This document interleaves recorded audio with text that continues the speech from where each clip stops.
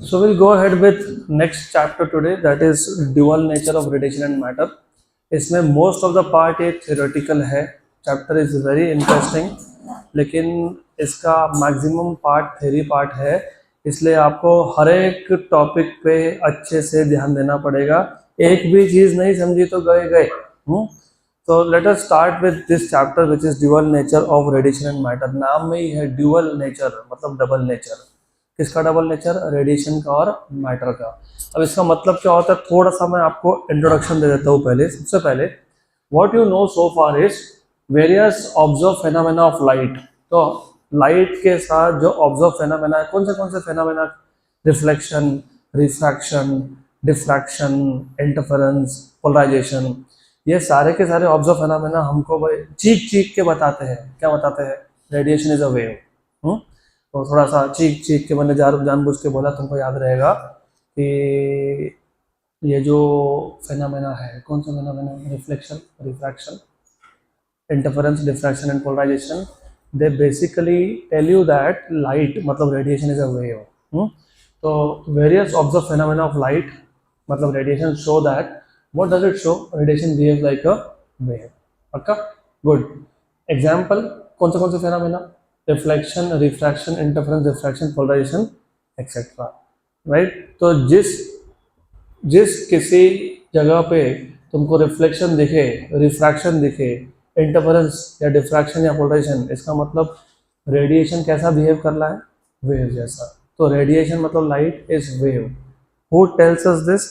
This observed phenomena tells us that light is a wave. Radiation is a wave.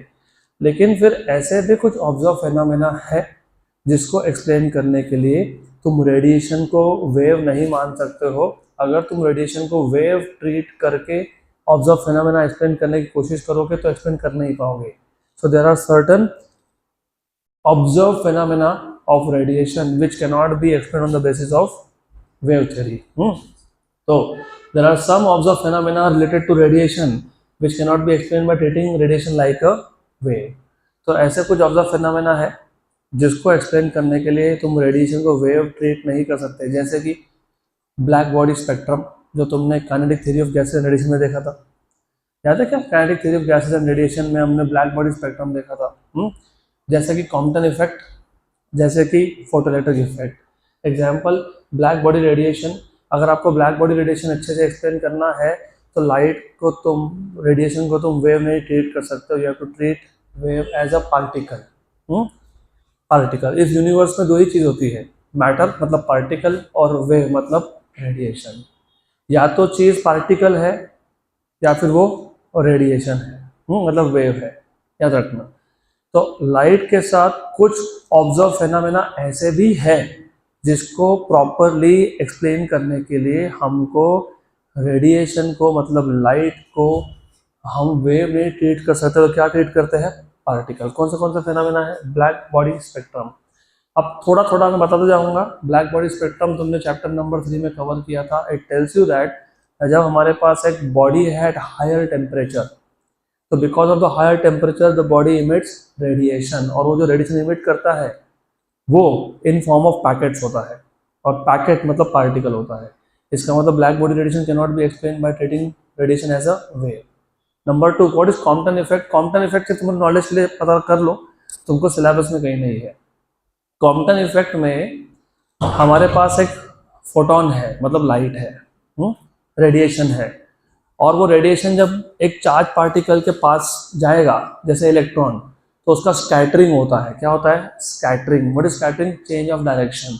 लेकिन अगर थोड़ा logically सोचोगे तो हमने ये देख के रखा है कि स्कैटरिंग तो पार्टिकल बिहेवियर होता है ना. एक चार्ज पार्टिकल दूसरे चार्ज पार्टिकल के पास में गया तो उनका रिपल्शन होगा या अट्रैक्शन होगा, तो क्या होगा? डायरेक्शन चेंज होगा.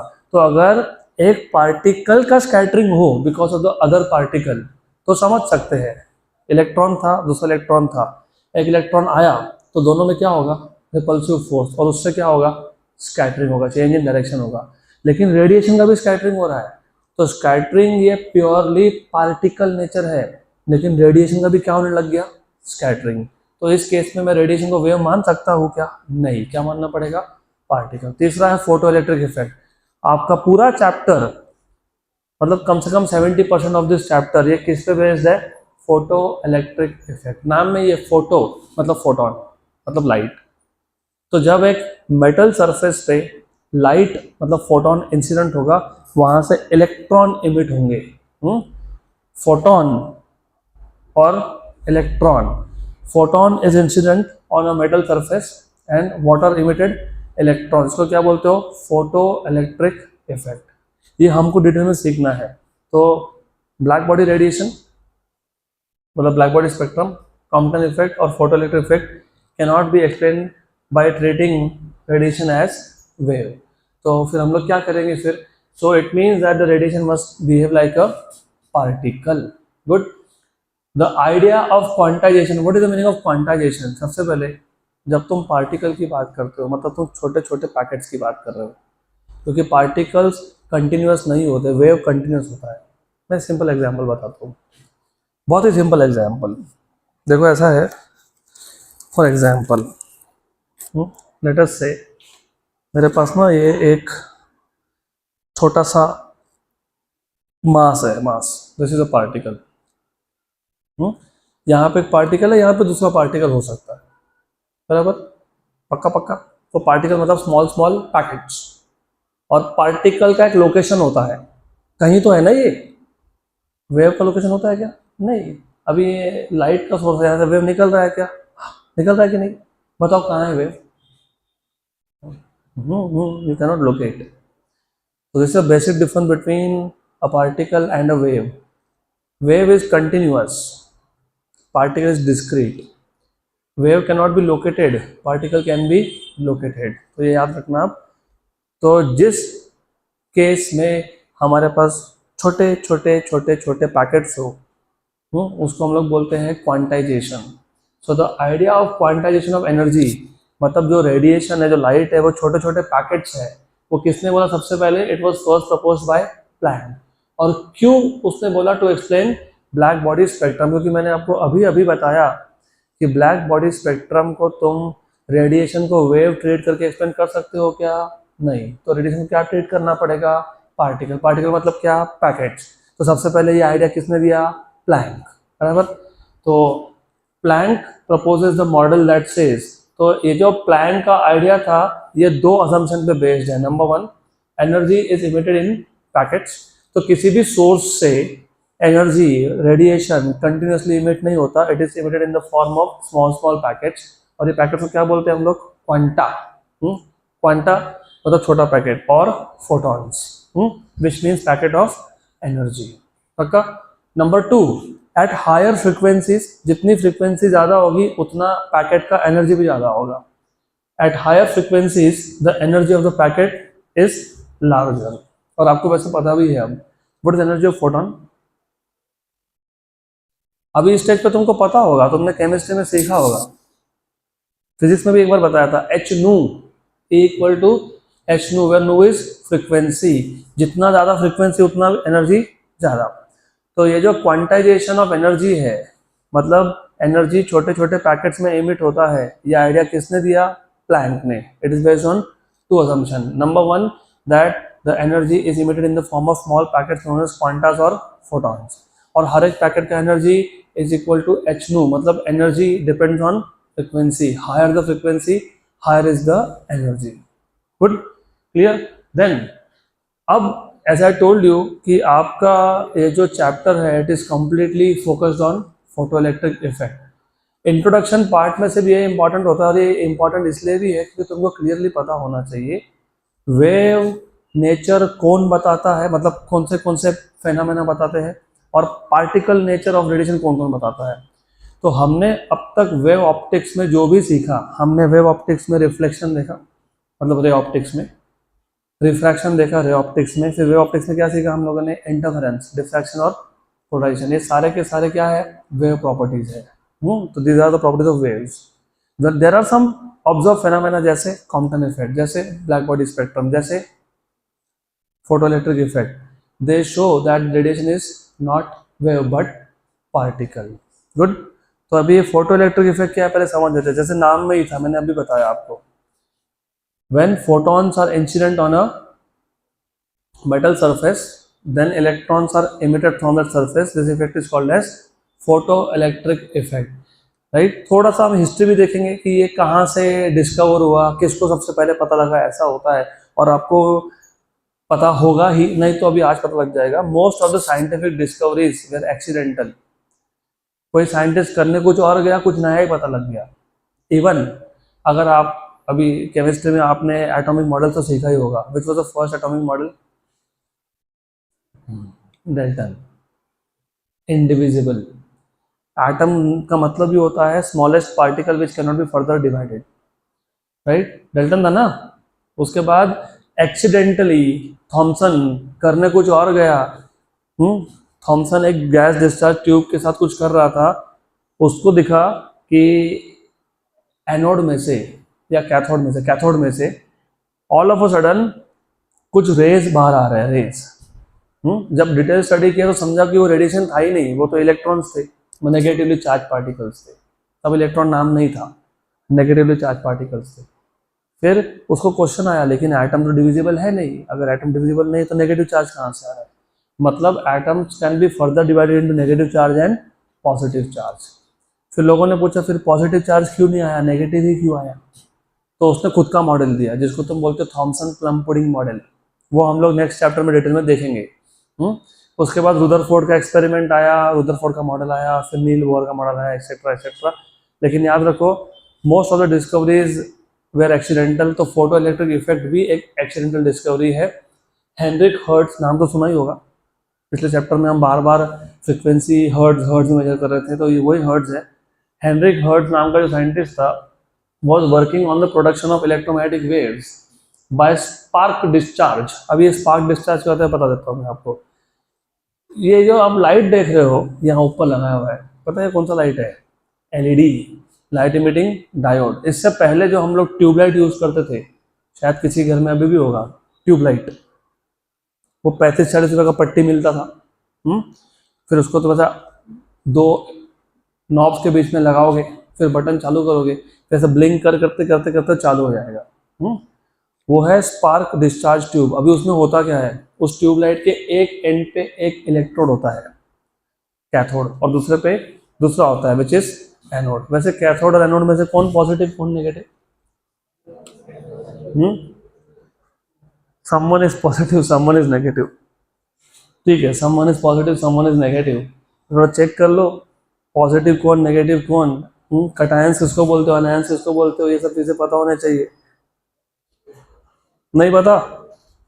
ऑल द बेस्ट, चेक करके आओ। गुड। नहीं, I will not tell you the answer to this क्योंकि this is something very basic, you have to know this now. Anyways, coming to the point, ये discharge tube क्या पहले वो समझ लेते हैं। जो ट्यूबलाइट्स आप घर में यूज करते हो ना, वो सेम फेनामेना है। वो ट्यूबलाइट में एक होता है आपका नेगेटिव इलेक्ट्रोड, एक होता है पॉजिटिव इलेक्ट्रोड, और वो ट्यूब के अंदर होता है इनर्ट गैस, नोबल गैस, जैसे कि अर्गन, राइट? अब क्योंकि inert gas, noble gas easily react करता है नहीं, राइट? अब हमने क्या किया, जैसे बटन स्विच ऑन किया तुमने, तो नेगेटिव इलेक्ट्रोड से इलेक्ट्रॉन का बीम निकला, जिसको तुम बोलते हो स्पार्क। स्पार्क के कुछ और नहीं, घर में लाइटर होगा ना, लाइटर का जब बटन प्रेस करते हो क्या निकलता है? चिंगारी, उसी को स्पार्क बोलते हैं। और आप लोगों को, लड़कों को तो पता होगा, आपकी गाड़ी के अंदर भी स्पार्क प्लग होता है, बाइक्स के अंदर, उसके बिना गाड़ी चालू नहीं होने वाली आपकी। तो जैसे तुमने बटन स्विच ऑन किया, उस ट्यूबलाइट के नेगेटिव इलेक्ट्रोड से इलेक्ट्रॉन का बीम निकला, वो कहाँ जा रहा है? पॉजिटिव के पास। और बीच में कौन है? गैस। कौन सा गैस? Noble gas, organ. अब ये जो इलेक्ट्रॉन का बीम निकला था, वो रास्ते में ही जो एटम्स थे नोबल गैस के, अर्गन के, उनके इलेक्ट्रॉन के साथ कोलाइड हुआ। तो electron beam coming from negative electrode collides with the electron of the atoms, और यहाँ पे होता है एनर्जी ट्रांसफर। इलेक्ट्रॉन बीम से, स्पार्क से किसको मिलता है energy? Electrons of the atom. वो एनर्जी लेके इलेक्ट्रॉन पता है कहाँ जाते हैं?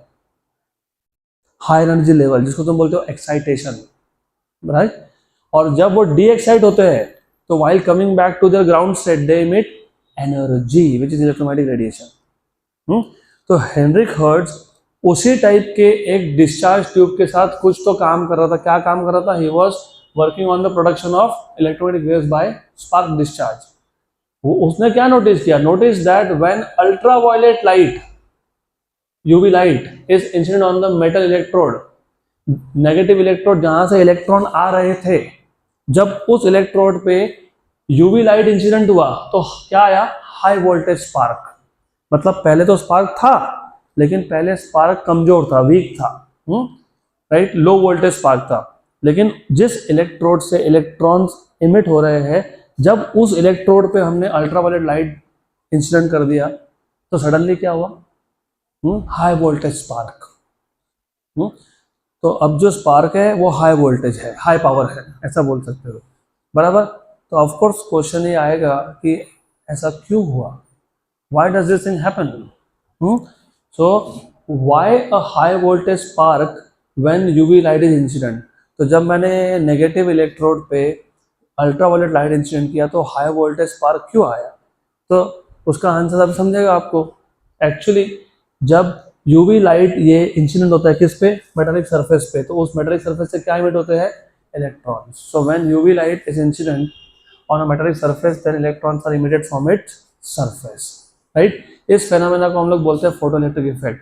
और जिस सरफेस से इलेक्ट्रॉन इमिट हुए उसको बोलते हो फोटो सेंसिटिव सरफेस। क्या बोलते हो, photo sensitive. So the surface which emits electron when light of suitable frequency, ये भी suitable frequency पे आता हूँ मैं वापस। So the surface which emits electrons when a light of suitable frequency is incident on it is known as photosensitive surface। अब ये suitable frequency क्यों बोला है, पहले इन्होंने बोला जब UV लाइट इंसिडेंट हुआ तब क्या हुआ, हाई वोल्टेज स्पार्क। मतलब जब UV लाइट इंसिडेंट हुआ तब क्या हुआ, मेटल सरफेस से क्या इमिट हुआ, इलेक्ट्रॉन्स। तो विजिबल के लिए नहीं हुआ क्या, नहीं। इंफ्रारेड लाइट के लिए नहीं हुआ क्या, नहीं। किसके लिए हुआ, यूवी। अब ऐसा क्यों, क्योंकि अगर मेरे पास एक मेटल सरफेस है, ultimately metal surface is made up of atoms, मेटलिटी एटम्स है ना, जो भी मेटल सरफेस होगा, कॉपर होगा तो कॉपर के एटम्स होंगे। अब आपको ये पता होना चाहिए metal surface is made up of atoms of that particular element. जैसे कॉपर, कॉपर के एलिमेंट्स में, एटम्स में जो इलेक्ट्रॉन्स होते हैं, उन इलेक्ट्रॉन को फ्री करने के लिए एक स्पेसिफिक अमाउंट ऑफ एनर्जी लगता है। तो अगर लाइट के पास उससे कम एनर्जी है तो इलेक्ट्रॉन फ्री होने वाला है क्या, नहीं, राइट, पक्का। तो मैंने एनर्जी बढ़ा दिया, राइट। अभी भी फोटोन के पास सफिशिएंट एनर्जी नहीं है इलेक्ट्रॉन को नॉकआउट करने के लिए, इलेक्ट्रॉन इमिट होगा क्या, नहीं। फिर मैं एनर्जी और बढ़ाऊंगा, लेकिन मैंने अभी तो बोला एनर्जी किस पे डिपेंड करता है, फ्रिक्वेंसी। एनर्जी बढ़ा रहा हूँ मतलब क्या बढ़ा रहा हूँ मैं, फ्रिक्वेंसी।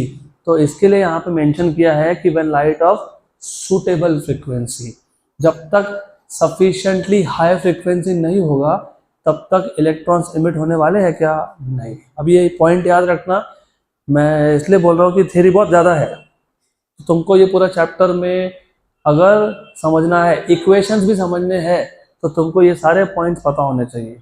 देन अब अभी मैंने आपको बताया फोटोइलेक्ट्रिक इफेक्ट क्या, the phenomena of emission of electrons, कहाँ से, from a metal surface when radiation of suitable frequency is incident on it is known as photoelectric effect।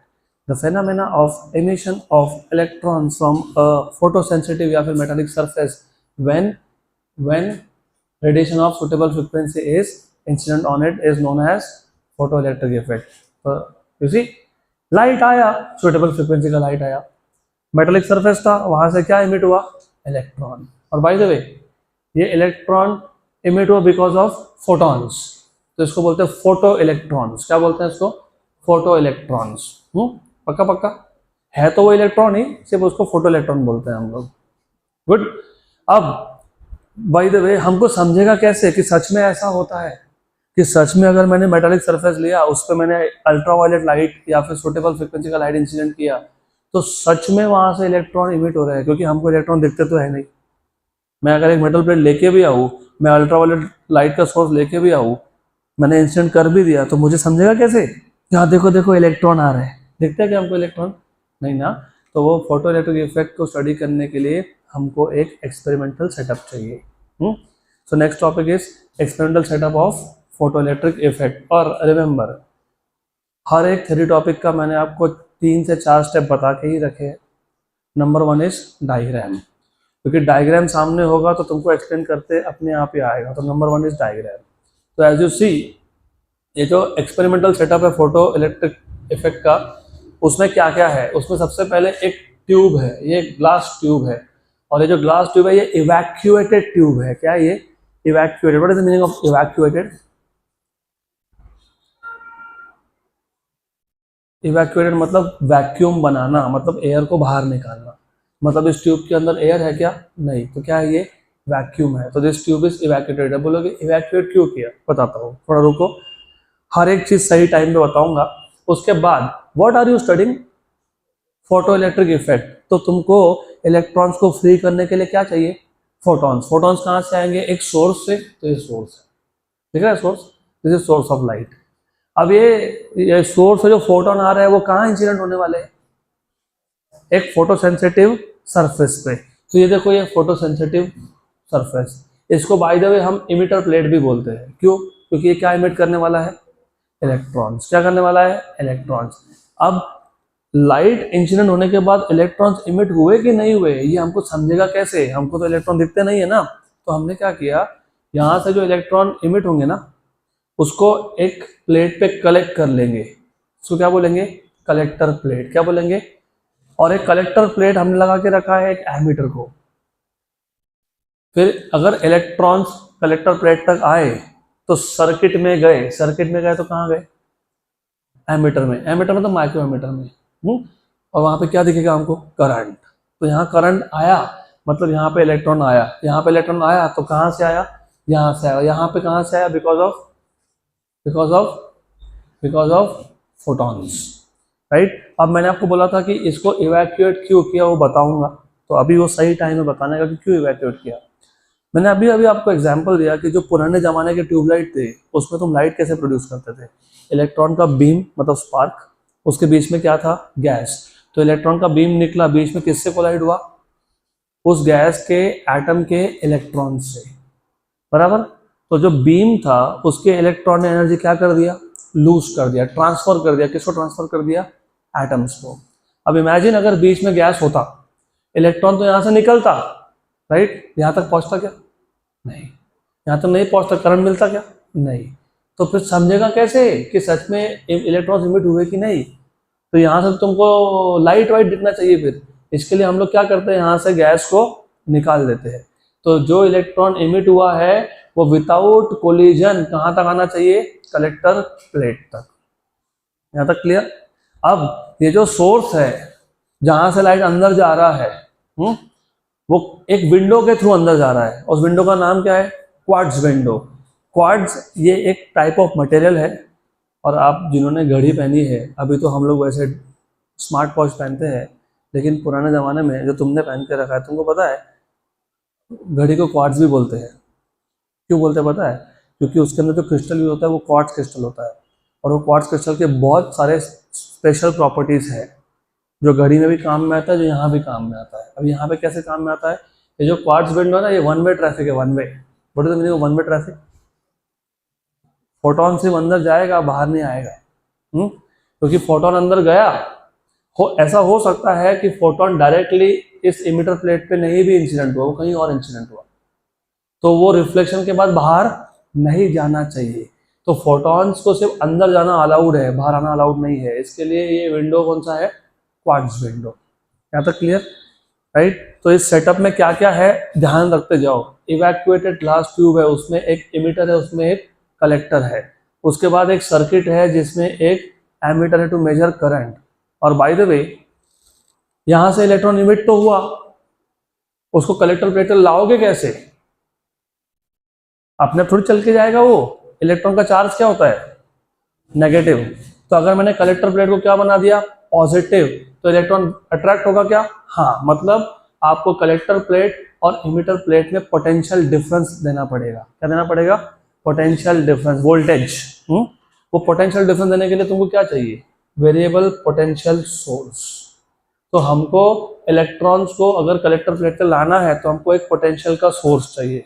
और वेरिएबल क्यों? क्योंकि अब आगे समझेगा कि ये जो एक्सपेरिमेंट है, इस पे से हम जो ऑब्जर्वेशन लेते हैं उसके लिए हमको पोटेंशियल की वैल्यू चेंज करनी पड़ती है। तो अगर मुझे पोटेंशियल डिफरेंस चेंज करना है तो मुझे ये जो पोटेंशियल सोर्स है वो क्या चाहिए? वेरिएबल।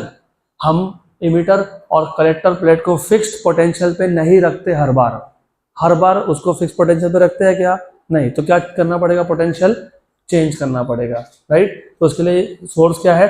Variable potential. अब इमेजिन करो कि मैं पोटेंशियल चेंज करते जा रहा हूँ, मुझे समझेगा कैसे कि कितना पोटेंशियल डिफरेंस है? तो उसके लिए क्या लगा दिया? Volt meter. क्या लगा दिया? Volt meter. वोल्ट मीटर क्या बताता है? What is the potential difference between emitter and collector. पक्का? अब एक जो जनरल कंफ्यूजन होता है, जो तुमको जल्दी से थ्योरी पढ़ के या कहीं और वीडियो लेक्चर देख के नहीं समझेगा, वो अभी समझ लो। सबका ध्यान यहाँ पे होना चाहिए, नहीं तो आने वाले 3-4 ग्राफ तुमको समझ में ही नहीं आने वाले। You have to concentrate here when I say potential difference. जो 2-3 गलत फहमी है तुम्हारे दिमाग से निकालनी पड़ेगी। अब जब तुम पोटेंशियल डिफरेंस की बात करते हो तो नॉर्मली तुम बोलते हो एक प्लेट नेगेटिव एक प्लेट पॉजिटिव, है ना? ऐसे ही बोलते हो। ऐसा नहीं होता, ऐसा हमेशा नहीं होता। व्हेन यू से पोटेंशियल डिफरेंस, ऐसा हो सकता है कि एक प्लेट 0 पोटेंशियल पे है और दूसरा प्लेट पॉजिटिव पोटेंशियल पे है, मतलब 3 वोल्ट 4 वोल्ट 5 वोल्ट, तो भी पोटेंशियल डिफरेंस क्या है? 5 वोल्ट, बराबर। तो जो हायर पोटेंशियल पे प्लेट है जिसका वोल्टेज कितना है? 5 वोल्ट, उसको बोलते हो पॉजिटिव प्लेट। और जिसका पोटेंशियल 0 है उसको क्या बोलते हो? Negative plate. इवन दो the potential was 0 not negative, right. ऐसा भी हो सकता है कि एक प्लेट का पोटेंशियल 2 वोल्ट का है, दूसरे का 7 वोल्ट का है, दोनों पॉजिटिव है, एक का 2 एक का 7, तो पोटेंशियल डिफरेंस कितना हो गया? 5। तो जो 7 वोल्ट का प्लेट है उसको बोलते हो पॉजिटिव प्लेट, और जो 2 वोल्ट उसको बोलते हो नेगेटिव प्लेट। तो ये चीजें याद रखना। अब उससे ज्यादा इंपॉर्टेंट ग्राफ समझने हैं ना इसके, तो आपको याद रखना है कि जब मैं बोल रहा हूँ कि हम इमीटर और कलेक्टर प्लेट में क्या लगाने वाले हैं? Potential difference. क्या लगाने वाले हैं? हम लोग कभी भी इमीटर प्लेट को ना पॉजिटिव ना नेगेटिव पोटेंशियल देते ही नहीं है। हम इसको हमेशा 0 पोटेंशियल पे रखते हैं। किस पे रखते हैं? 0 पोटेंशियल। किस पे रखते हैं? 0 पोटेंशियल। तो हम पोटेंशियल देते किसको है? कलेक्टर को। या तो हम कलेक्टर प्लेट को पॉजिटिव बनाएंगे क्योंकि इलेक्ट्रॉन को क्या करना है? अट्रैक्ट करना है, या तो इसको नेगेटिव बनाएंगे। हाँ, नेगेटिव भी बनाएंगे। क्यों बनाएंगे बाद में देखेंगे। तो हमको कलेक्टर प्लेट को या तो पॉजिटिव करना पड़ेगा या फिर नेगेटिव करना पड़ेगा, बराबर। इसलिए यहाँ पे देखो एक कम्यूटेटर लिखा है। क्या लिखा है?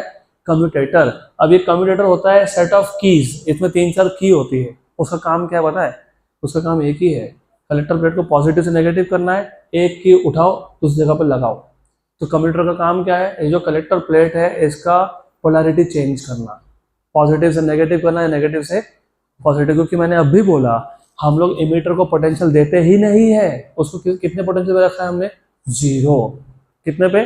0। एक एक वर्ड जो तुमको मैंने बोला वो तुमको अभी काम में आएगा। अगर यही नहीं पता होगा तो तुमको आने वाले 3-4 ग्राफ को समझ में नहीं आएंगे, और ग्राफ नहीं समझे तो फोटो इलेक्ट्रिक इक्वेशन नहीं समझ में आएगा, क्योंकि इक्वेशन भी बनाने वाले। तो सबसे पहले experimental setup of photo electric effect में हमारे पास क्या क्या है? It consist of what? Evacuated glass tube with a quartz window है क्या? Yes. Containing a photosensitive metal plate, जिसको क्या बोला तुमने? Emitter. And another metal plate, जिसको क्या बोला तुमने? कलेक्टर, है ना? वेरी गुड, पक्का।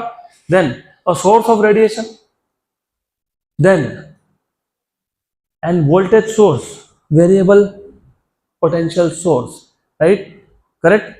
And voltage source, emitter and collector plates. Emitter, देखो ये इमीटर प्लेट और ये कलेक्टर प्लेट किसको कनेक्टेड है? वोल्टेज सोर्स को। So emitter and collector plates are connected to a variable voltage source which generates a potential difference between the two plates. Then और क्या है? कम्यूटेटर मैंने अभी बताया, इसका काम क्या है? पोलैरिटी चेंज करना। It is an arrangement of keys which are used to change the polarity of the voltage between emitter and collector. तो कलेक्टर प्लेट को पॉजिटिव करना है या नेगेटिव करना है, वो विद द हेल्प ऑफ क्या होगा? कम्यूटेटर होगा। उसके बाद वोल्ट मीटर, क्योंकि मैंने अभी बताया, देखो ये ना, ये एरो दिख रहा है नीचे तुमको, एरो। तो मुझे अगर potential between emitter and collector change करना है तो मैं सिर्फ इसको स्लाइड करूंगा। तो स्लाइड करूंगा तो क्या चेंज होगा? वोल्टेज चेंज होगा।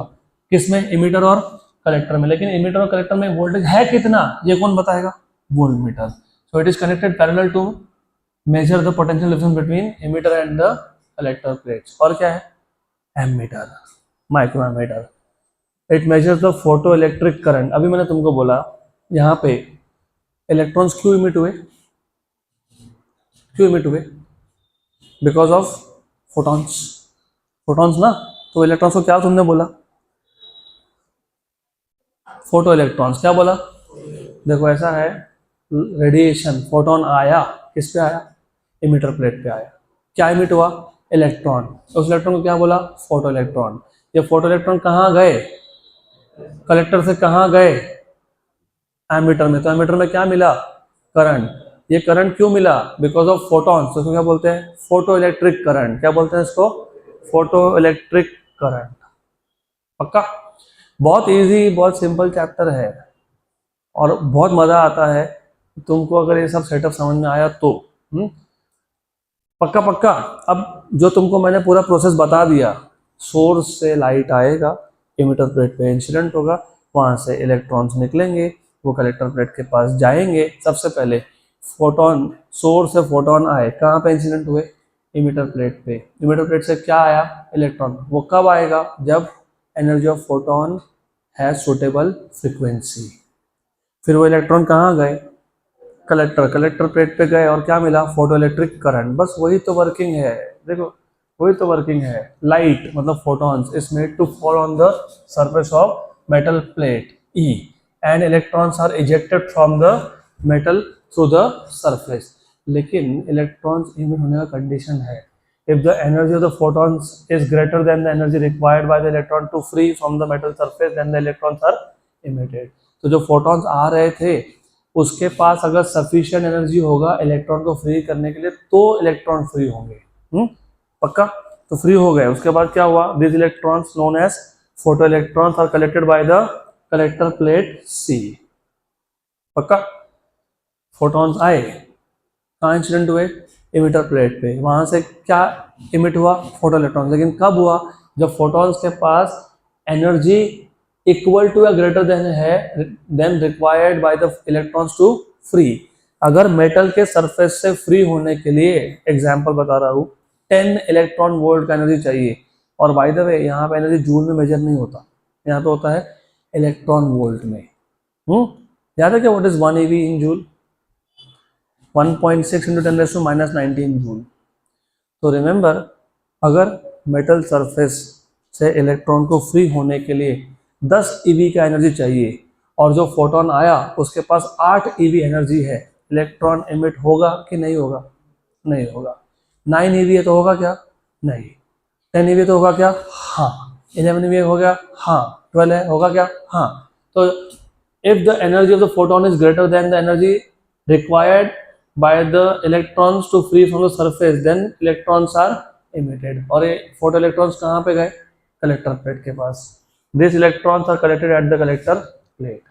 पक्का? Sure? 100%. तो अब तक का स्टोरी समझ लो वापस एक बार. अब तक का स्टोरी ये था, हमने dual nature of radiation and matter ये चैप्टर स्टार्ट किया. हमको ऑलरेडी पता है interference, polarisation, diffraction, reflection, refraction, these are wave properties. मतलब ये हमको बताते हैं कि light is a wave.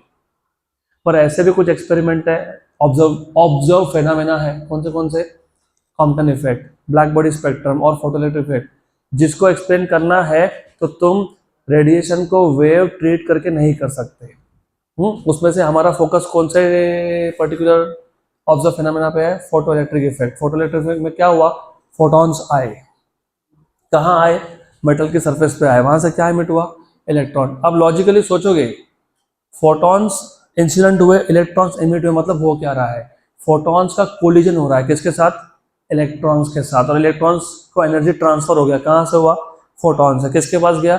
Electron. तो इलेक्ट्रॉन क्या हो गया? Free. But wait a minute, collision ये वेव का प्रॉपर्टी होता ही नहीं है, ये पार्टिकल का प्रॉपर्टी होता है. तो तुम अगर रेडिएशन को वेव बता रहे हो तो तुम फोटोइलेक्ट्रिक इफेक्ट कभी एक्सप्लेन कर ही नहीं सकते हो, क्योंकि वेव कभी कोलाइड होता ही नहीं है. वेव का तो इंटरफेरेंस होता है ना, उसका कोलिजन नहीं होता. कोलिजन किसका होता है? पार्टिकल का. मतलब इस केस में लाइट जब इंसिडेंट हुआ मेटल सरफेस पे, तो वो लाइट वेव जैसा बिहेव किया कि पार्टिकल जैसा किया? पार्टिकल। तो यहाँ से सारा स्टोरी चालू होता है आगे का। अब हमने बोल तो दिया the emission of electrons from the surface of metal when light of suitable frequencies incident on it is known as photoelectric effect. ठीक, लेकिन फोटोइलेक्ट्रिक इफेक्ट सच में हो रहा है वो स्टडी करने के लिए एक सेटअप चाहिए, वो सेटअप भी हमने देख लिया। अब वो सेटअप तो तुमने देख लिया, उसमें एक इवैक्यूएटेड ग्लास ट्यूब है, एमिटर प्लेट है, कलेक्टर प्लेट है, सोर्स ऑफ लाइट है, उसके बाद एक वेरिएबल पोटेंशियल सोर्स है, एक वोल्ट मीटर है, एक एमीटर है, एक कंप्यूटर की है, ये सब समझ में आ गया। लेकिन हम फिर भी बता कब सकते हैं कि सच में ऐसा हो रहा है? वो तब बता सकते हो जब तुम बेसिकली एमीटर में करंट मेजर करोगे तो जब मेजरमेंट की बात होती है तो ग्राफ प्लॉट होते हैं, क्योंकि तुम मेजर क्या कर रहे हो? करंट। क्या मेजर कर रहे हो? करंट। तो करंट तुम ग्राफ पे प्लॉट करोगे। अब ऑब्जर्वेशन फ्रॉम द एक्सपेरिमेंट, मतलब what are you observing? Current. और इस करंट को नाम क्या दिया हमने? Photo electric current. क्या नाम दिया इसको? Photo electric current. क्या नाम दिया इसको? Photo electric current. अब याद रखना, हम लोग क्या ऑब्जर्व कर रहे हैं? Photo electric current. मतलब मैं ग्राफ जब प्लॉट करूंगा तो एक एक्सिस पे हमेशा कौन दिखने वाला है तुमको? फोटो इलेक्ट्रिक करंट, क्योंकि वही तो तुम ऑब्जर्व कर रहे हो। और दूसरे एक्सिस पे क्या प्लॉट करोगे? तो बाय द वे, मैं वाई एक्सिस पे हमेशा पता है क्या रखने वाला हूँ? Photo electric current. क्या रखने वाला हूँ? Photo electric current. और एक्स एक्सिस पे क्या रखूंगा? अब 3 वेरिएबल है हमारे पास। कौन से 3 वेरिएबल है? नंबर 1 फ्रीक्वेंसी, जो सोर्स से लाइट आ रहा था, इसका जो फ्रीक्वेंसी है वो, क्योंकि मैंने अभी बोला सोर्स से जो लाइट आ रहा है उसका एनर्जी बढ़ाना है तो क्या बढ़ाना पड़ेगा? फ्रीक्वेंसी। तो पहला वेरिएबल क्या है? फ्रीक्वेंसी। दूसरा वेरिएबल है इंटेंसिटी। क्या है? अभी what is the meaning of intensity by the way?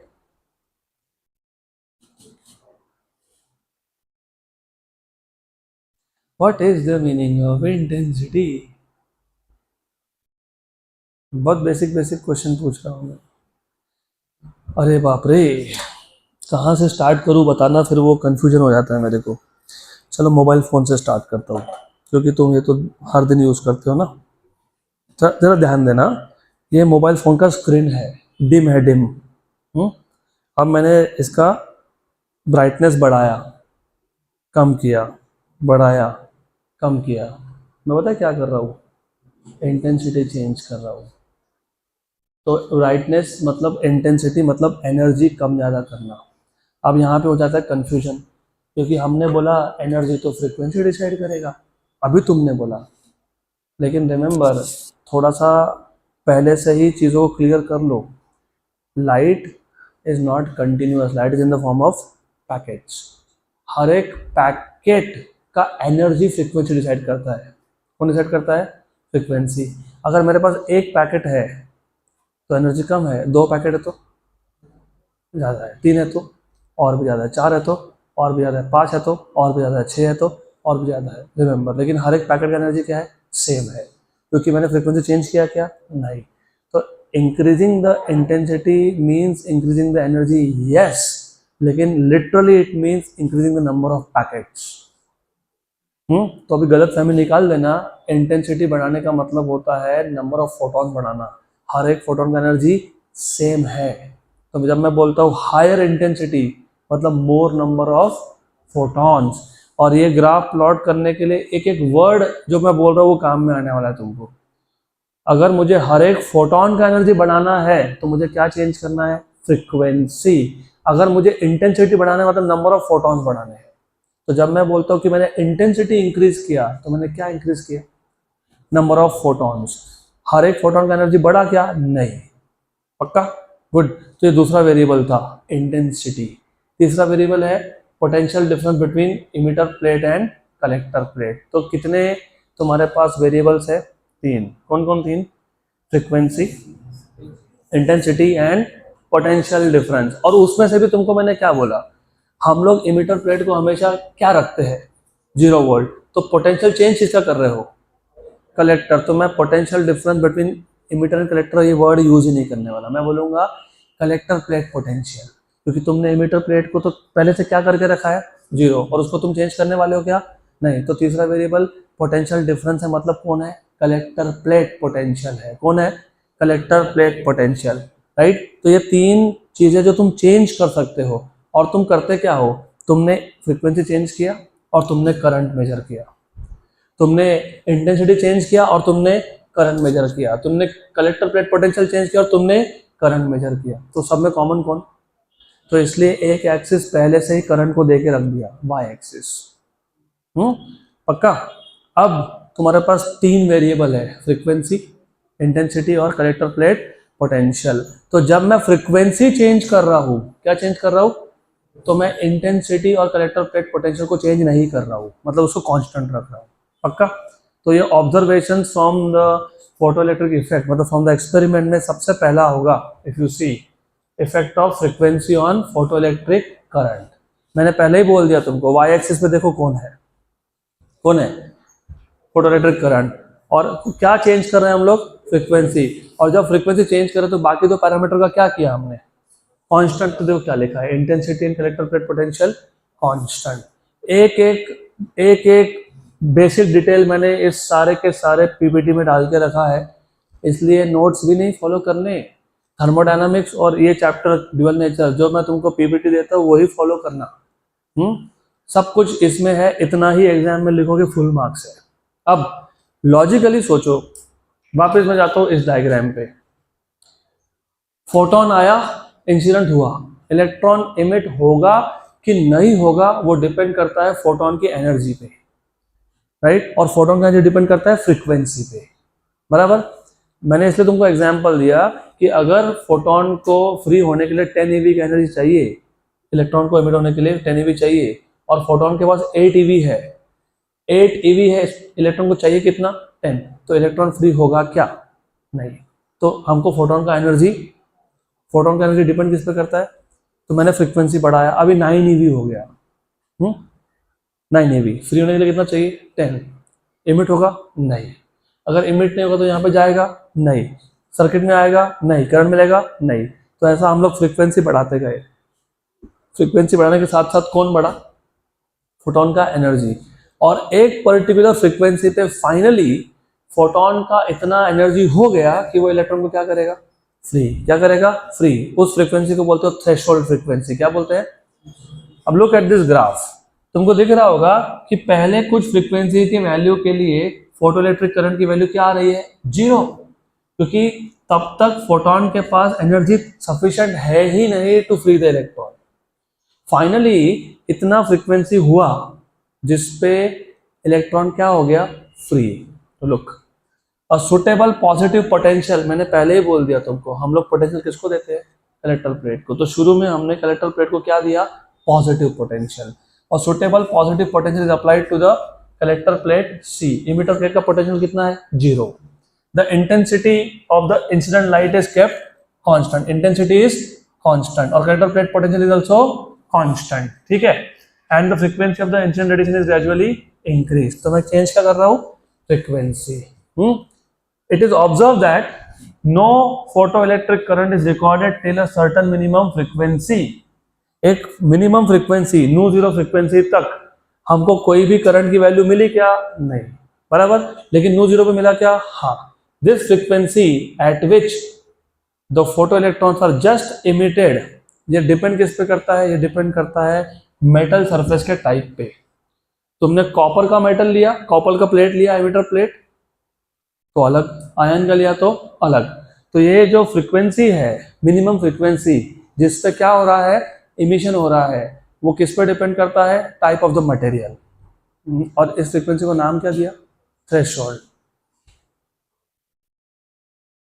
Threshold frequency, the minimum frequency of incident radiation at which photoelectrons are emitted is called as threshold frequency.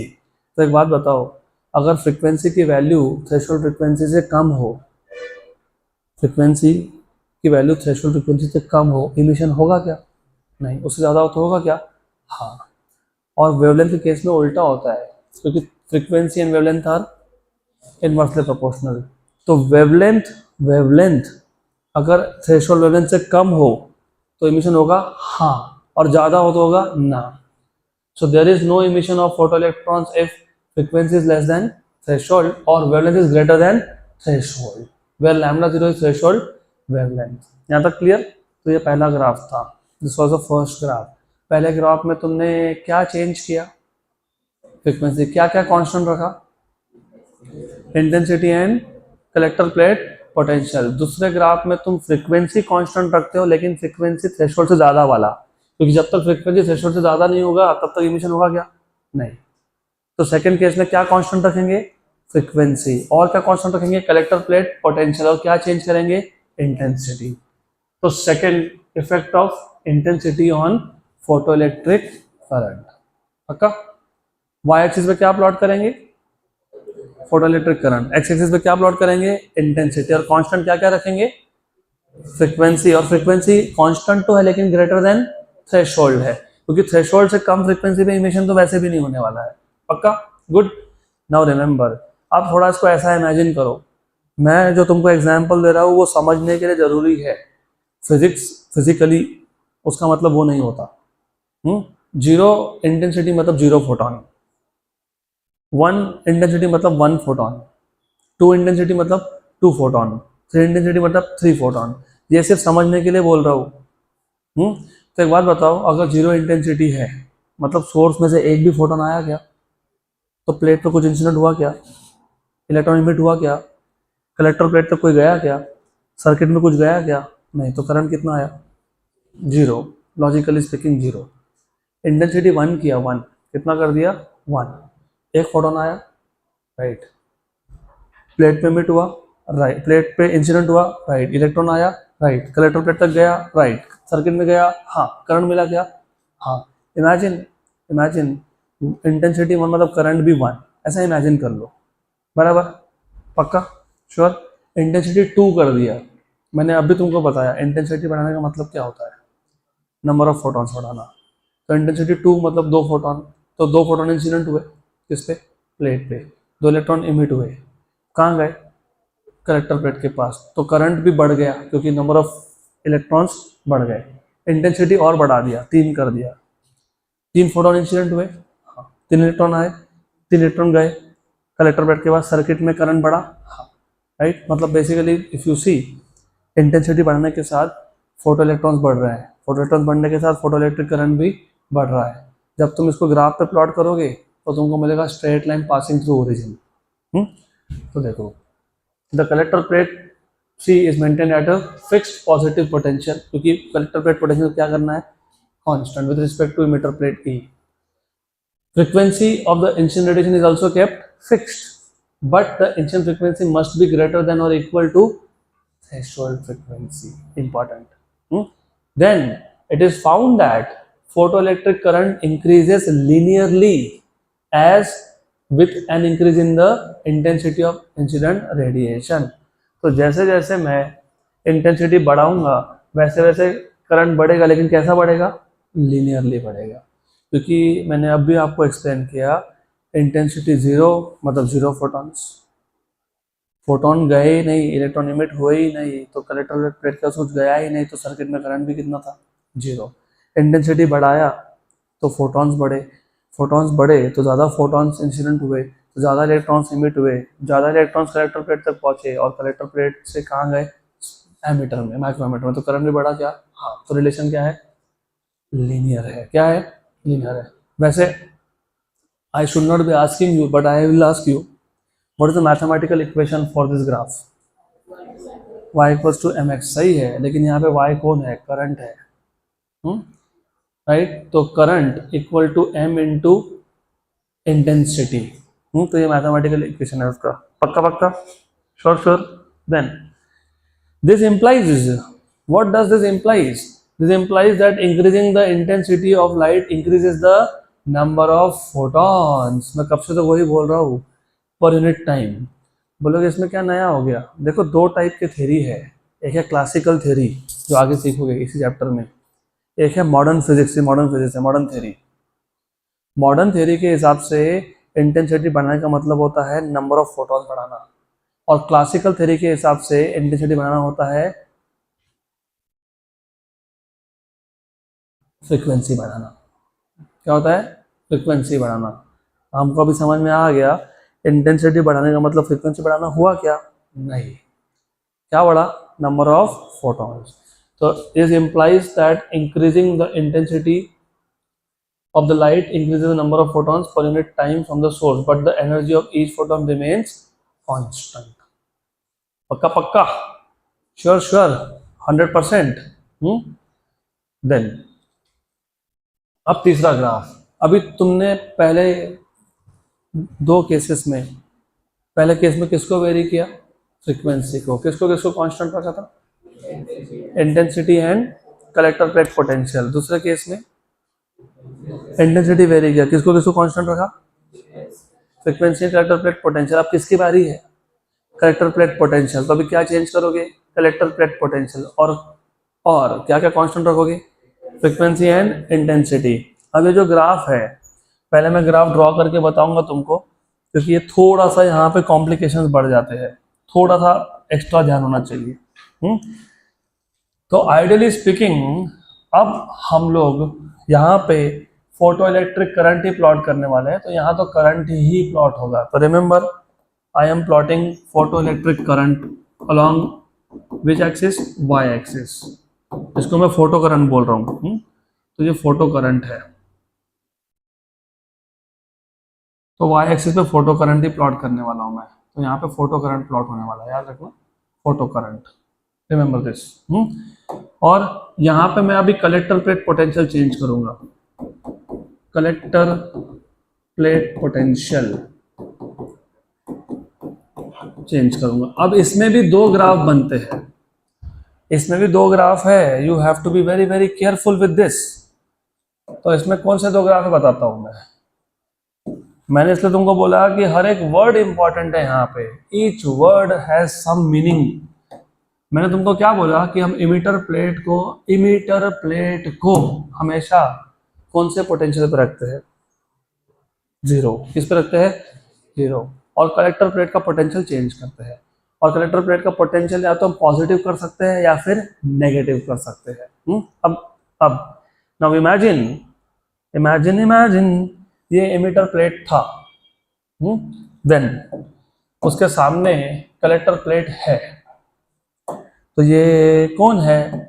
Emitter. ये कौन है? Collector. Now look, pay proper attention here. Now as you know कि ये 0 volt पे ही है हमेशा. और मैंने कलेक्टर प्लेट को भी 0 वोल्ट पे रखा. तो पोटेंशियल डिफरेंस है कि नहीं है? नहीं है, क्योंकि दोनों का सेम पोटेंशियल है. पोटेंशियल डिफरेंस कितना है? 0 है. Is that clear? पक्का पक्का, श्योर श्योर. अब यहां से आया लाइट, फोटोन. और ये जो फोटोन है इसके पास इतना फ्रीक्वेंसी तो है ही जो थ्रेशोल्ड से ज्यादा है. तो यहां से इलेक्ट्रॉन इमिट होंगे क्या? यस. इलेक्ट्रॉन इमिट हुए क्या? हाँ हुए. यस, बराबर. लेकिन ये भी 0 वोल्ट, वो भी 0 वोल्ट. इलेक्ट्रॉन वहां पे कब अट्रैक्ट होंगे? जब वो पॉजिटिव हो. वो पॉजिटिव है क्या? ना. तो ये इलेक्ट्रॉन वहां जाएंगे क्या? ना. तो करंट मिलना चाहिए क्या? ना. मतलब जब 0 वोल्ट हो कलेक्टर प्लेट का पोटेंशियल, तो करंट भी कितना मिलना चाहिए? कितना मिलना चाहिए? कितना मिलना चाहिए? 0. ऐसा होता ही नहीं है. तो 0 वोल्ट पे भी तुमको कुछ ना कुछ करंट मिलता ही है. अब बोलोगे ऐसा कैसा हो गया? अभी इसलिए बोलता हूँ मैं, थ्योरी इतना आसान नहीं है समझना. You have to think about it. इसका एक्सप्लेनेशन तुमको बहुत कम जगह पे मिलेगा. You know what happens is, photon तो कंटिन्यूस आ रहा है ना. और फोटोन कंटिन्यूस कहाँ पे इंसिडेंट हो रहा है? इमिटर प्लेट पे. इसका मतलब इमिटर प्लेट से इलेक्ट्रॉन इमिट होते ही जा रहे हैं. हाँ कि ना? हाँ. तो यहाँ पे इलेक्ट्रॉन्स का गर्दी बढ़ते जा रहा है. ये जो इलेक्ट्रॉन्स का गर्दी बढ़ा, इसको बोलते हैं इलेक्ट्रॉन क्लाउड. क्या बोलते हैं इसको? Electron cloud. और इस इलेक्ट्रॉन क्लाउड में सारे के सारे कौन है? इलेक्ट्रॉन्स है. और इलेक्ट्रॉन में क्या होगा? रिपल्शन. तो because of the mutual repulsion, धक्का मुक्की, ये धक्का मुक्की की वजह से कुछ इलेक्ट्रॉन्स जो है वो finally they start moving towards the collector plate, even though collector plate is at 0 potential. दूसरी चीज ये भी है, मैंने आपको बोला था कि अगर इमीटर प्लेट से इलेक्ट्रॉन को फ्री होने के लिए 10 eV का एनर्जी चाहिए, तो 9 eV पे होगा क्या इमिट? आपने बोला नहीं. 10 पे होगा क्या? आपने बोला हाँ. 11 पे होगा आपने बोला ऑफ कोर्स हाँ, 12 ईवी पे होगा आपने बोला अरे बिल्कुल हाँ। पर ये तो सोचो कि जो 12 ईवी का एनर्जी था फोटोन के पास, उसमें से 10 कहाँ यूज हो गया इलेक्ट्रॉन को फ्री करने में, तो 2 कहाँ गया इलेक्ट्रॉन के पास ही है इन the form of kinetic energy. और जब काइनेटिक एनर्जी होता है तो स्पीड होता है, मतलब इलेक्ट्रॉन के पास स्पीड तो था ही, साथ में ये धक्का मुक्की भी है, मतलब रिपल्शन है। तो इसकी वजह से क्या हुआ कि इलेक्ट्रॉन्स यहाँ पे पहुंच ही गए, इवन दो पोटेंशियल डिफरेंस नहीं था। मतलब कलेक्टर प्लेट भी कितने पोटेंशियल पे था 0, मतलब 0 वोल्ट पे भी तुमको करंट मिलने ही वाला है, ऐसा है। उधर मत ध्यान दो, इस ग्राफ पे ध्यान दो। पक्का पक्का श्योर। अब हम लोग कलेक्टर प्लेट को पॉजिटिव बनाने वाले हैं। पहले 0 वोल्ट था, अभी क्या कर दिया 1 वोल्ट। अब मुझे बताओ 0 वोल्ट होने के टाइम पे अगर इलेक्ट्रॉन्स आ रहे थे तो 1 वोल्ट होने के टाइम पे क्या होगा, ज़्यादा आएंगे, वेरी गुड, तो करंट बढ़ेगा। 2 वोल्ट पे और भी ज़्यादा आएंगे तो करंट और भी बढ़ेगा। 3 वोल्ट पे और भी ज़्यादा आएंगे तो करंट और भी बढ़ेगा। तो ऐसा करंट बढ़ते जाएगा बढ़ते जाएगा बढ़ते जाएगा, लेकिन एक स्टेज पे होके कांस्टेंट हो जाएगा। फिर इसको बोलते हैं सैचुरेशन। क्या बोलते हैं? अब बोलोगे ऐसा क्यों हुआ, मैं अगर यहाँ वोल्टेज बढ़ाता जा रहा हूँ तो करंट तो बढ़ता जाना चाहिए, शुरू शुरू में तो बढ़ा फिर तो नहीं बढ़ रहा, क्यों ऐसा हो पता है? तुमने इंटेंसिटी को क्या रखा है कांस्टेंट। इंटेंसिटी का मतलब क्या, number of photons per unit time. अगर 10 ही फोटोन आ रहे हैं हर सेकेंड में तो 10 ही इलेक्ट्रॉन फ्री हो रहे हैं, बराबर। तो शुरू शुरू में ऐसा था कि जब 0 वोल्ट था इधर तो 10 फोटोन आए, 10 इलेक्ट्रॉन फ्री हुए, इधर एक ही इलेक्ट्रॉन पहुंचा। फिर मैंने इसको पॉजिटिव पोटेंशियल कर दिया 1 वोल्ट, 10 फोटोन आए, 10 इलेक्ट्रॉन फ्री हुए, 2 पहुंच गए, करंट बढ़ गया। इंटेंसिटी और बढ़ाया, सॉरी पॉजिटिव पोटेंशियल और बढ़ाया, 10 फोटोन आए, 10 इलेक्ट्रॉन इमिट हुए, 3 पहुंच गए, 10 फोटोन आए, 10 इमिट हुए, 4 पहुंच गए, बराबर। क्योंकि हर सेकंड में कितने इलेक्ट्रॉन जनरेट हो रहे हैं 10, राइट। तो एक वोल्टेज ऐसा आएगा जिस वोल्टेज पे 10 के 10 यहाँ पे आ गए, बराबर। अब तुम वहाँ इस प्लेट को 50 वोल्ट का पोटेंशियल कर दो, 5000 वोल्ट कर दो, हर सेकंड में कितने इलेक्ट्रॉन आने वाले हैं, क्योंकि प्रोड्यूस ही कितने हो रहे हैं 10, इसलिए करंट अभी बढ़ने नहीं वाला। इसको बोलते हो सैचुरेशन। क्या बोलते हैं? क्या बोलते हैं? सैचुरेशन। सैचुरेशन होने का रीजन ये था इंटेंसिटी इज कांस्टेंट। पक्का पक्का, गुड।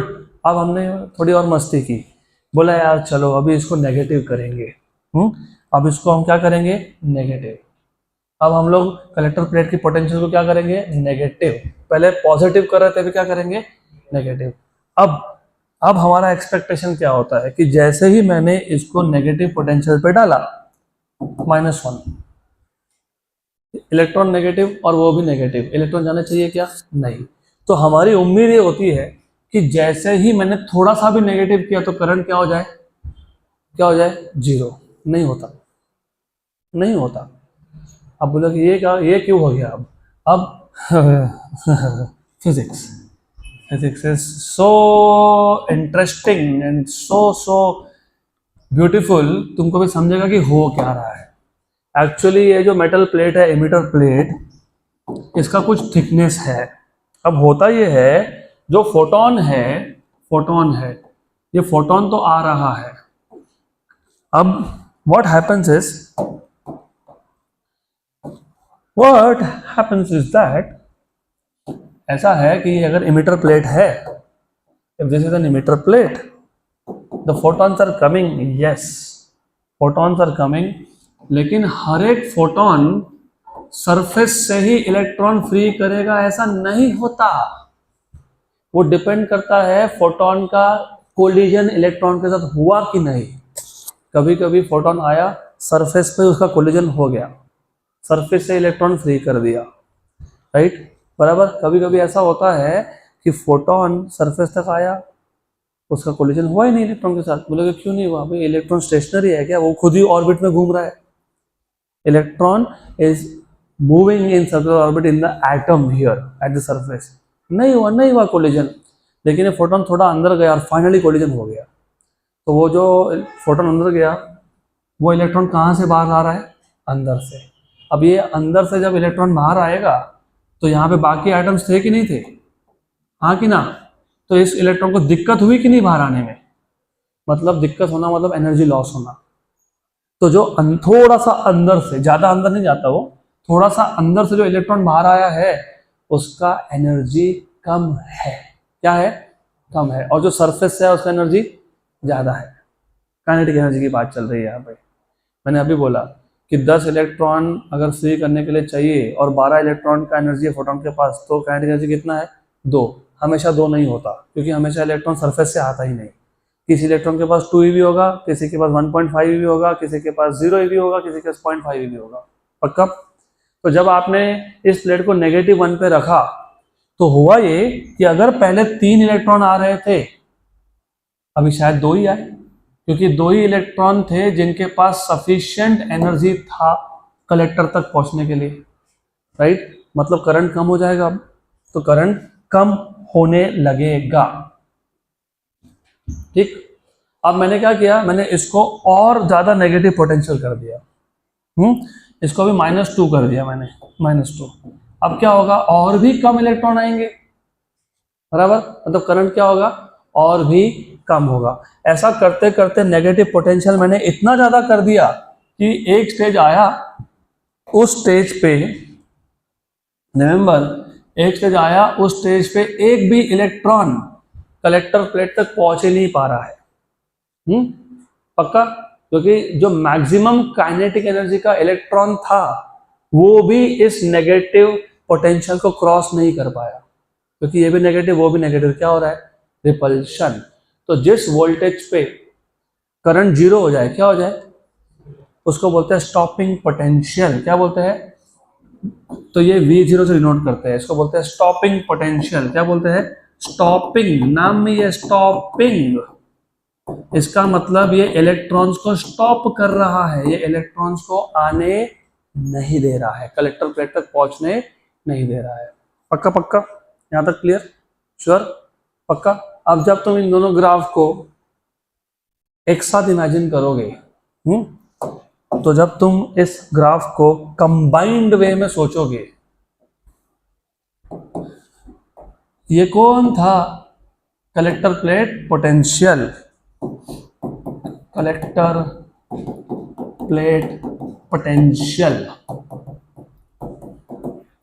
और ये कौन था, फोटो करंट, कौन था ये, फोटो करंट। तो जब तुम इसको ओवरऑल एक साथ इमेजिन करने लगते हो ना, तो तुमको ऐसा मिलता है, ये है स्टॉपिंग पोटेंशियल, ये है सैचुरेशन, पक्का पक्का, गुड, यहाँ तक क्लियर, श्योर, वेरी गुड। अब यही मैंने सब तुमको इस पीपीटी के फॉर्म में दिया है, देखो अब क्या बोला है, the threshold frequency and intensity of incineration both are kept constant, क्योंकि हम लोग सिर्फ कलेक्टर प्लेट पोटेंशियल चेंज करने वाले हैं।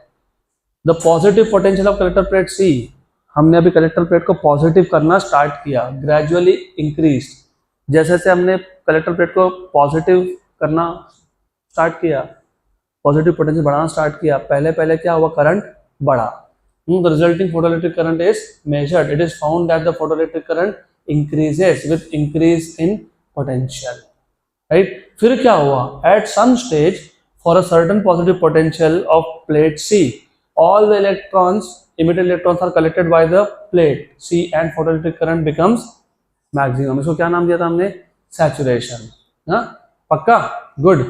अब अगर मैं पॉजिटिव पोटेंशियल को और भी बढ़ाता हूँ तो करंट बढ़ने वाला है क्या, नहीं।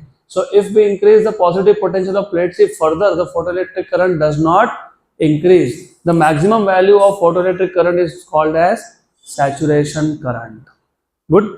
अब तुमने क्या किया था, कम्यूटेटर की यूज करके, मैंने पता था कम्यूटेटर की का काम क्या है, पोलैरिटी चेंज करना। अब तुमने कलेक्टर प्लेट को क्या कर दिया, negative, the commutator key is now reversed and negative, मतलब retarding potential is applied to the collector plate C with respect to plate E, the negative potential of the plate C is gradually increase, कब तक increase किया negative potential, till the photoelectric current reduces to 0, और जिस voltage पे photoelectric current की value 0 हो गई, इसको क्या बोला तुमने, stopping potential. The minimum negative potential V0 given to the plate C for which the photoelectric current stops or becomes zero is called as cutoff or stopping potential. पक्का? Good. तो बाकी का to be continued.